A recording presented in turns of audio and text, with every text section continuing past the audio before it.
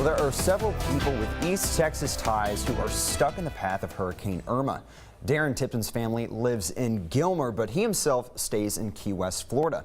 He is now hunkered down in Fort Lauderdale, where he joins us live via Skype.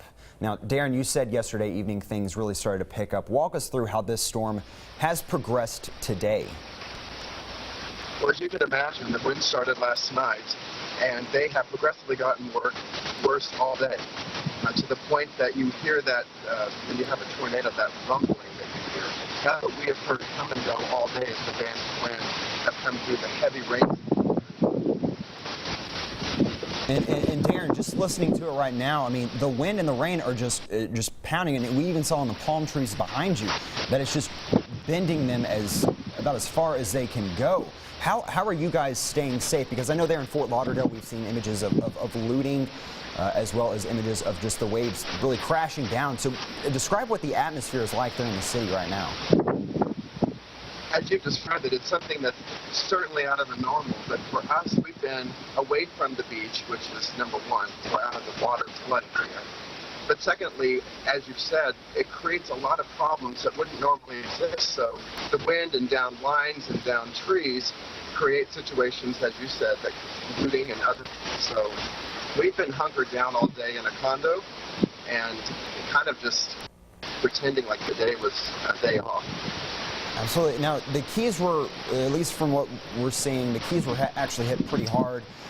Have you heard, and I know that you had contact with people who actually live in the Keys. Have you heard from them at all today about what exactly they're seeing and what are they experiencing there? Interesting thing about the Keys, there are 40 bridges, or more than 40 bridges, that make up connect the chain of islands from Miami to Key West. I think the primary concern at this time that I've been making sure those bridges are passable, that they're secure. Outside of that, there's lots of down trees, there's lots of down power lines, and I haven't had a lot of for housing structural failure. I haven't even heard of my own house if it's okay.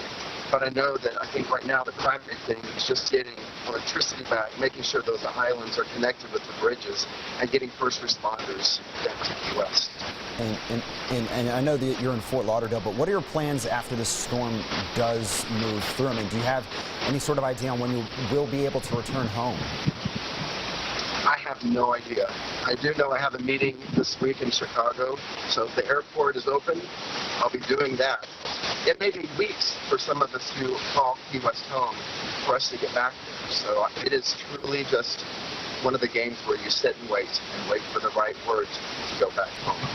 Absolutely. And Darren, thank you so much for joining us for the past 2 days, really keeping us, or 3 days I should say, since Friday, really keeping us updated on what exactly you are seeing.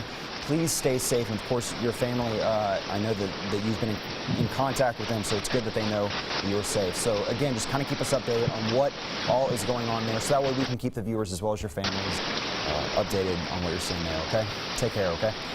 Thank you.